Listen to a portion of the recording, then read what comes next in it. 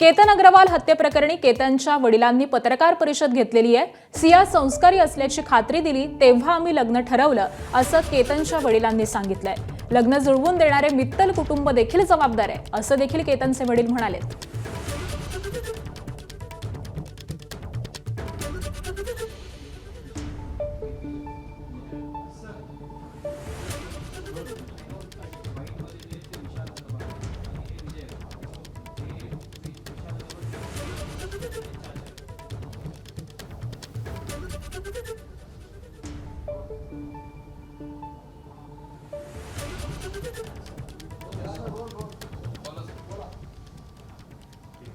मी आपल्या सगळ्यांना विनंती करतो की माझ्या मुलाला जाऊन लगभग आज 1 महिना होतोय आणि त्याचं दुःख कमी होण्याच्या ह्याच्या अगोदर माझे वडील पण गेले केतनच्या 20 दिवसानंतर। तर मला फक्त सगळ्यांची एकच मांग आहे की कृपया करून माझ्या मुलाला लवकरात लवकर न्याय भेटावा व आरोपींना कडी से कडी शिक्षा भेटावी अशी सगळ्यांना विनंती करायची आहे।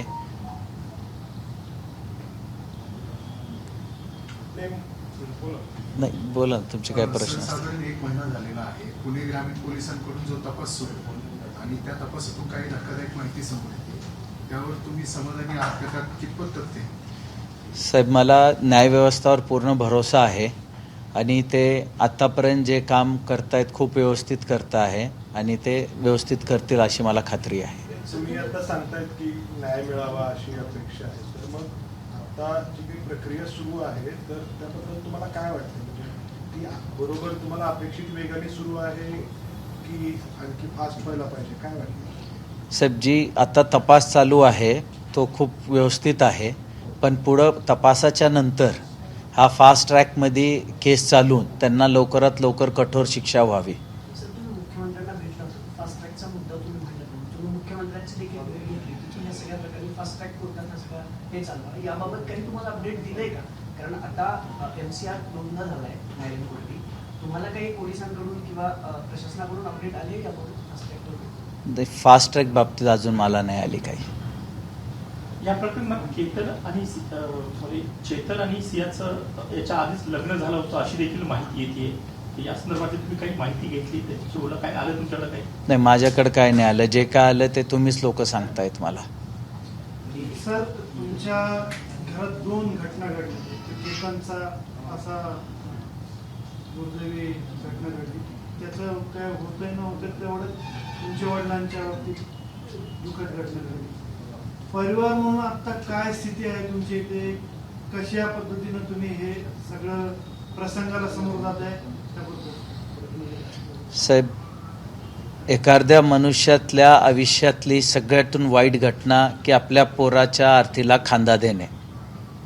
त्यानंतर त्याच्या पाठोपाठीमागे माझे वडीलसुद्धा गेले, त्यांच्या पण आरतीला मी खांदा देऊन आम्ही सगळे घरचे एवढे बिखरलोय, एवढ्या जास्त दुःखात आहेत की सावरण्याचा तर विचारच नाही। सध्या आम्ही त्या दुःखाला कसं सहन करावं ह्या गोष्टीमध्येच आम्हाला समजत नाही आहे। हा दुःख आम्हाला म्हणजे समुद्रापेक्षा मोठा आहे।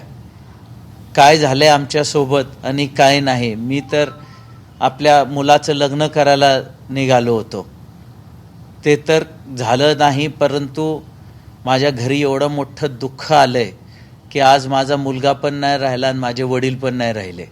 माझ्यासाठी तर आज माझे वडील ज्यांनी मला जन्म दिला, शिकवलं, सगळे काही गोष्टी हाताला धरून चालायला शिकवलं, सगळं एज्युकेशन दिलं, आज इथपर्यंत पोचवलं, ते पण माझ्या आयुष्यात नाही राहिले। आणि हर मनुष्य जी स्वप्न बघतो की आपला पुढं घर चालेल, आयुष्य चालेल, आपला मुलगा आपल्याला म्हातारपणी सांभाळेल, या त्याचा पुढं आयुष्य चालेल, माझं नाव चालेल, ते आज काहीच नाही राहिलं माझ्या। मला एकच मुलगा होता, तो पण गेला। तर हा दुःख तर माझ्या आयुष्यात मी जिवंत आहे तोपर्यंत तर कमी होऊ नाही शकत। पण एक गोष्ट सातत्याने सियाच्या वडिलांनी आणि आईने सांगितली, जर ती दोषी असेल तर तिला पण तशी शिक्षा द्या.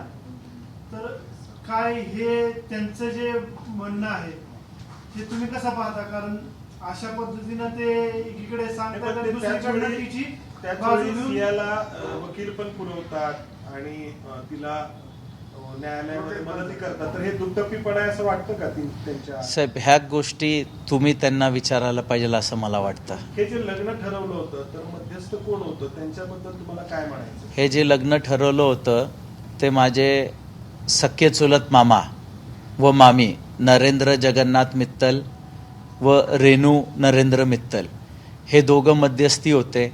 त्यांनी आम्हाला ॲश्युरन्स, गॅरंटी, आपण अजून काही शब्द असतील ह्याच्यातले ते घेऊन करायला पाहिजे की त्यांनी एवढी खात्री दिली आम्हाला की ही मुलगी तू आमचीच मुलगी समज.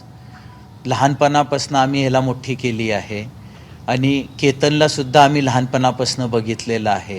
ही मुलगी खूप संस्कारी आहे, खूप चांगली आहे. आम्हाला एवढी खात्री दिली की तू त्यांच्याकडे बघूच नको, तू आमच्याकडे बघ, आमची मुलगी आहे समजून घे. एवढी खात्री दिल्यानंतर आम्ही ह्या दोघांचं जुळवायला गेलो. मला काय वाटतं, मित्तल यांना आधीची पार्श्वभूमी माहीत होती की माहीत नव्हती? ते पण अंधारात राहिले की माहीत असून त्यांनी लढवली? सर, आजच्या परिस्थितीत तर मला असं वाटतं की त्यांना ही परिस्थिती माहीत होती आणि माहीत असताना हे केलंय त्यांनी. या मग घटनेनंतर तपासामध्ये तुमचं आता पोलिसांनी या बाजूनी तपास करावा, त्यांची पण चौकशी करावी असं तुम्हाला वाटतं? सर, न्यायव्यवस्थेवर मला भरोसा आहे, ते त्याच्यावर तपास करतील असं मला वाटतं. या घटनेनंतर मित्तलशी तुमचं काही बोलणं झालं का? तुम्ही त्यांना विचारलं का किंवा त्यांचा तुम्हाला फोन आलात का? काही झालं असं? नाही, काही नाही झालं सर. त्यांचा मला फोन पण नाही आला आणि कसलं वार्ता सुद्धा झाली नाही. मिसेसचा एक आम्ही इंटरव्ह्यू पाहिला होता, त्याच्यामध्ये त्या म्हणत होत्या की जे मित्तल आहे त्यांना पण याच्यामध्ये आरोपी करा, त्यांना पण ते पण जबाबदार आहेत या सगळ्या गोष्टी. आमची फॅमिली तर हे मानते की ते जबाबदार आहेत ह्या सगळ्या गोष्टींना. मित्तल जबाबदार. हो, मित्तल जबाबदार आहे त्या गोष्टींना. हा सगळा प्रकार मित्तलच्या सगळ्या षडयंत्राचा भाग वाटतो. असू शकतो सर. सर, अनेक व्हिडिओ जे आहेत एंगेजमेंटचे ज्या ह्याच्यामध्ये तुम्ही पण दिसत आहे, त्या सगळ्या यामध्ये दोघेही केतन आणि सिया देखील खुश होते तसं तर दिसतंय व्हिडिओमध्ये. पण मग केतनला काही सांगितलं होतं का तुम्हाला की आमच्यात सगळं अल्बे नाही का, आमची भांडणं होत आहेत, असं काही बोलणं झालं होतं की नाही, भांडणं वगैरे कधी नाही बोलला. पर तो म्हणायचा की ही कधी कधी खूप नाराज होती या कधी कधी चिडती. तर असा फोन लगातार एंगेज राहतो. तर आम्हाला वाटलं की नवीन नवीन असतात जेव्हा मुलं मुली भेटतात तर थोडं बहुत असतं, यापेक्षाही असतात थोड्या बहुत टायमाच्या ह्याच्या त्याच्या. हा तर वर्किंग होता तर त्याच्यामुळे असतील म्हणून आम्ही त्याला ते समजायचो की बेटा काही हरकत नाही, नवीन आहे, होत असतं, समजून घ्यायची बाजू आहे आपल्याला, समजून घ्या. सर, ऍक्च्युली हा मुद्दा नव्हता काढायचा. 1 महिना झाला, त्या दिवशी नेमकं काय झालं होतं? सिया ज्यावेळेस हे सगळं घडलं त्यावेळेस पहिला फोन सियाने सियाच्या आईला केला होता असं बोललं जातं. तुम्हाला कधी कळलं? तो थोडासा सिक्वेन्स सांगू शकाल का? सर, आम्हाला सियाच्या आईचा फोन माझ्या मिसेसला आला होता की केतन लोगड फोर्डवरनं पडला.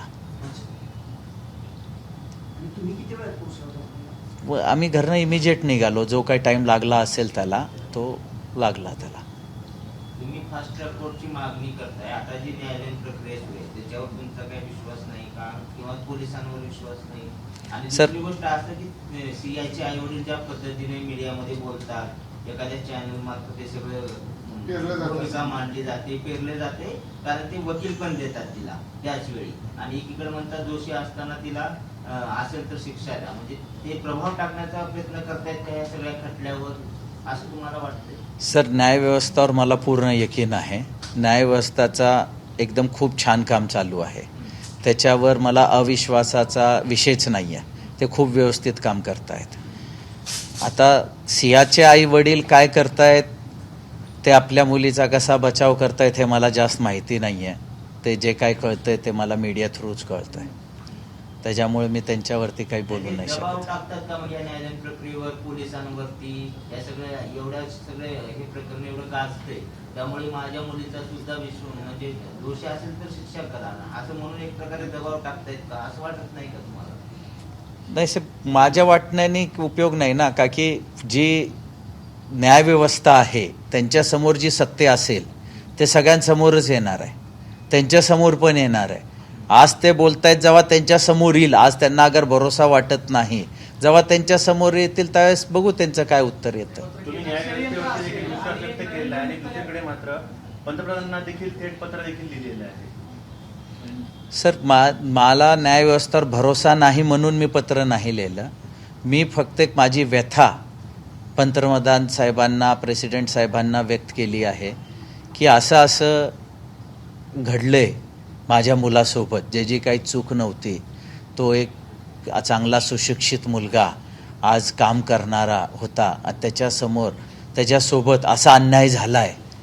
आणि त्याच्यासाठी फक्त मी एवढीच त्यांना प्रार्थना केली की तुम्ही लवकरात लवकर निष्पक्ष न्याय मिळावा त्याला, ह्याची मी प्रार्थना केली. जर नरेंद्र मित्तल यांनी षडयंत्र केलं असेल आणि जर कदाचित त्यांची चौकशी झाली नाही तर नक्की कारण काय होतं हे बाहेर येणार नाही, तर तुम्ही पुणे पोलिसांना तशी विनंती करणार का की नरेंद्र मित्तलांना आरोपी करावं, त्यांची चौकशी करावी, कारण त्यांची चौकशी केल्याशिवाय किंवा त्यांच्यावरती गुन्हा दाखल झाल्याशिवाय पुढची न्यायालयीन प्रक्रिया होणार नाही? सर, मी ते बोलूचा विषय नाही आहे, का की जे आरोपी त्यात असतील आणि पोलीस त्याच्यावर जांच करत आहे, त्यांना जे वाटतील योग्य ते करतील.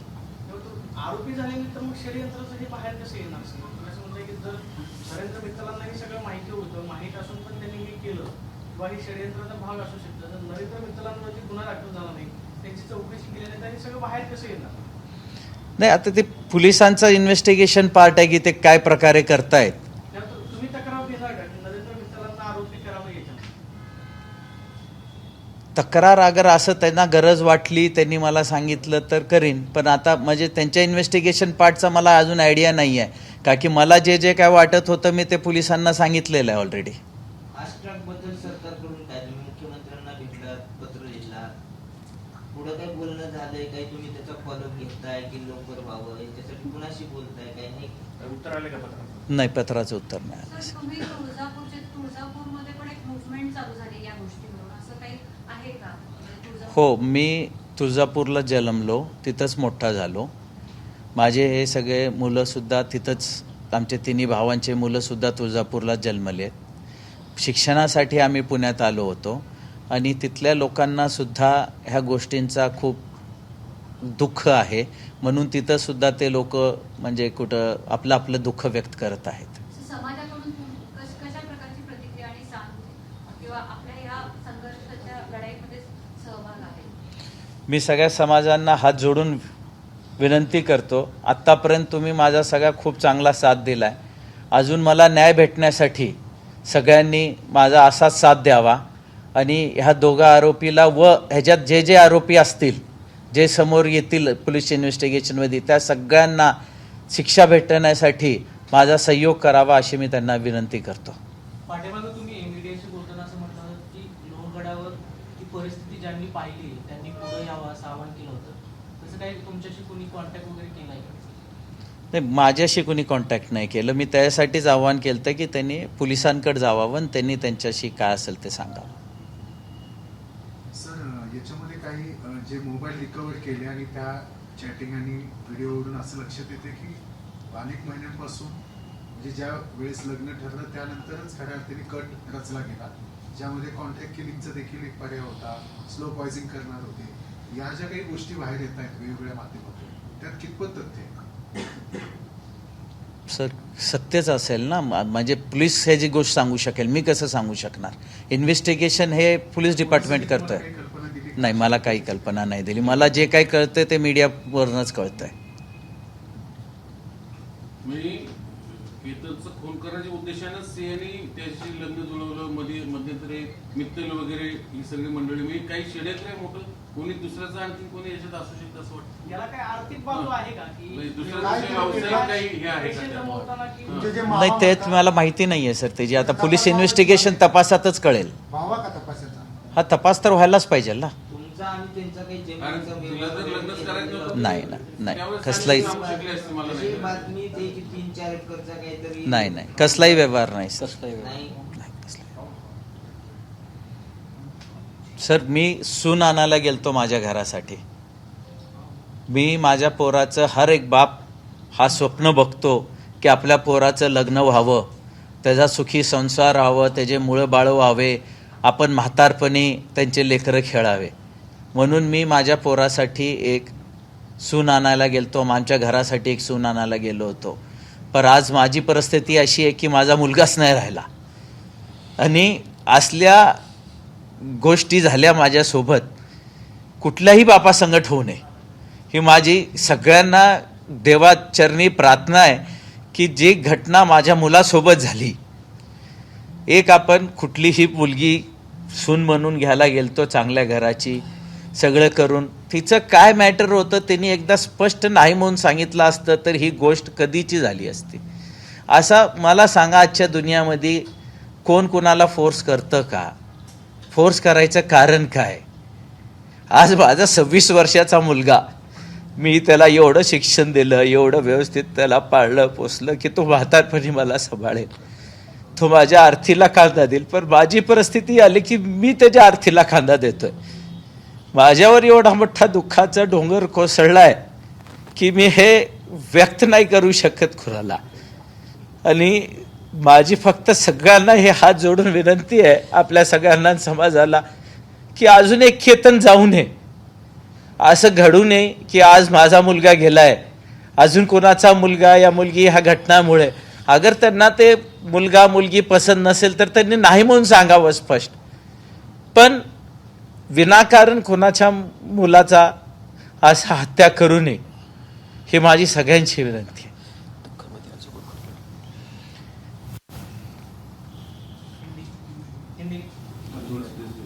तर क्या कहेंगे? एक मिनट